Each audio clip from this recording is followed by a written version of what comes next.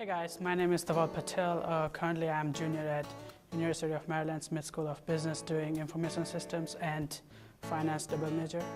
Hi, I'm Mark Wagner and I'm a senior finance major at the Smith School of Business. Hi, I'm Matt Chan. I'm a sophomore and my major is supply chain and international business. Hi, my name is Dana-lei also. I'm an accounting and management double major and I'm a sophomore. I'm Emily Grimminger and I'm a junior psychology major. Kotter's 8-step model allows us to create a clear vision, good communication, empower employees, and be open to new ideas. Kotter identified 8 stages of change from which a company can be successful and achieve lasting, sustainable, and business improvements. These 8 steps include establishing a sense of urgency, form a powerful coalition, create a vision, communicating the vision, empowering others to act on it, planning and celebrating short-term wins, consolidating improvements and producing more change, and lastly, institutionalizing new approaches.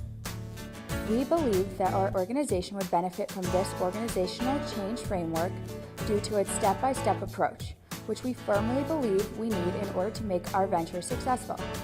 Of course, as in all models of organizational change, there are both benefits and drawbacks.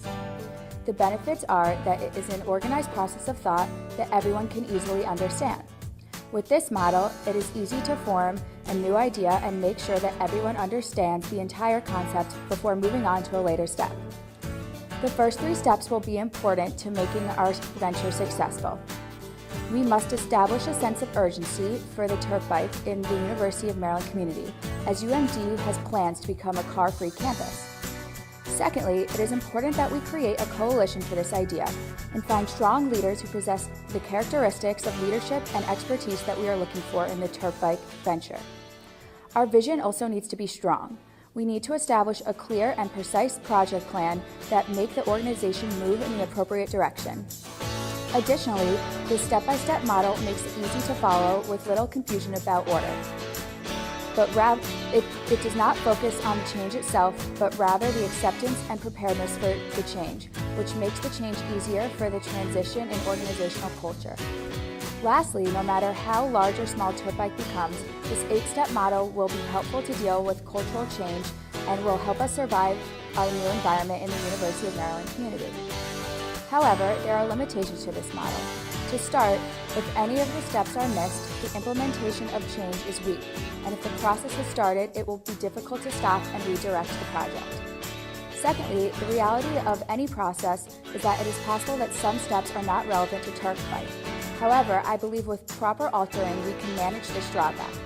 That being said, overall, Kotter's 8-step model will help our organization avoid failure and adapt to the changes in the University of Maryland environment and community. Leadership is the ability to influence a group of people towards achievement of a vision or a goal.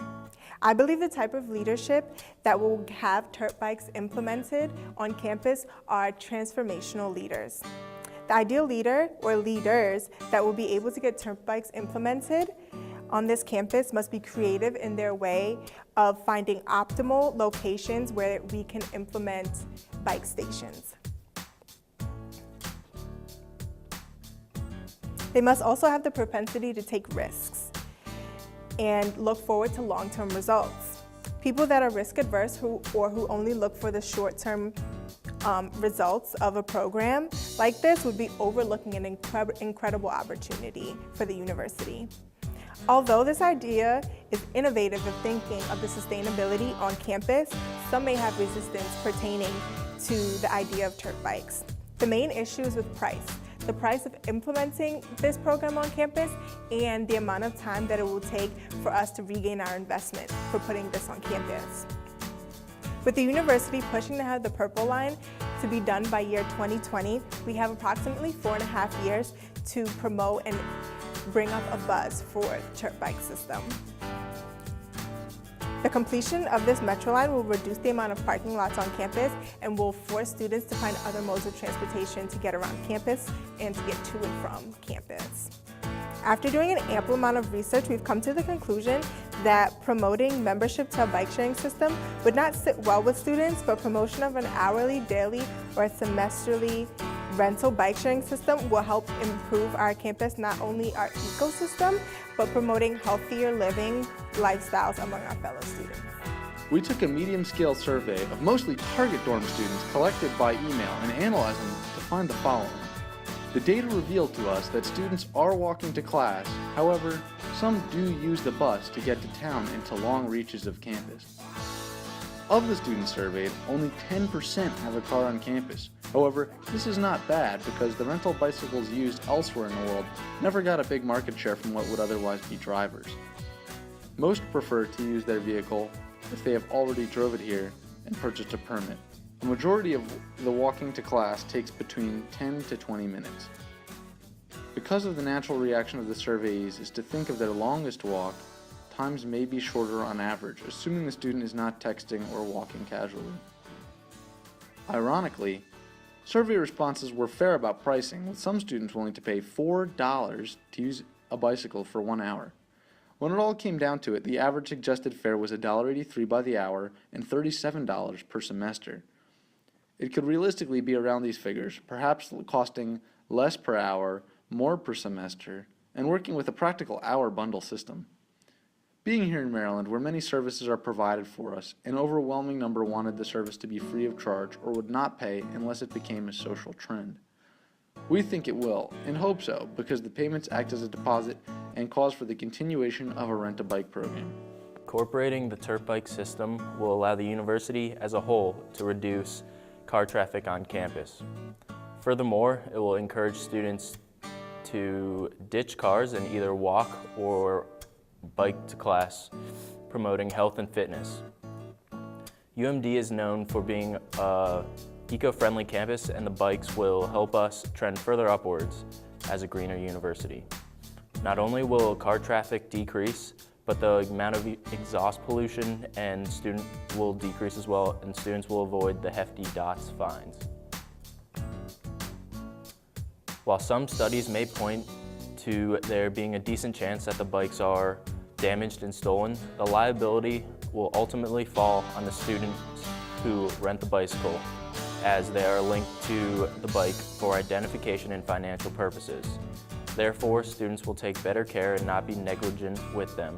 Otherwise, they will be appropriately charged. And last but not least, sustainability. It has been a big buzz around the world lately. As Matt mentioned earlier, TerpBike would decrease the car traffic since community members will be using bikes more often for near distance than using cars. And not only that, as you can see in pictures, bike racks will be more organized compared to having uncluttered bikes everywhere. TerpBike wouldn't just help with traffic, but it would also decrease the consumption of scarce resources that we use as a fuel for our cars. And that leads to decrease of unwanted and unhealthy air pollution that is caused by cars and similar vehicles. Now let's put that into example and see how powerful it is. According to research done in November 2012, Capital Bike Share members annually avoided driving about 4.4 million miles. If we put that just into pure dollar perspective, that is $704,000 saved by these members a year. And not to forget that it also avoided extra 3.7 million pounds of carbon dioxide that won't get bleached into atmosphere. TerpBike, saving the world one bike at a time.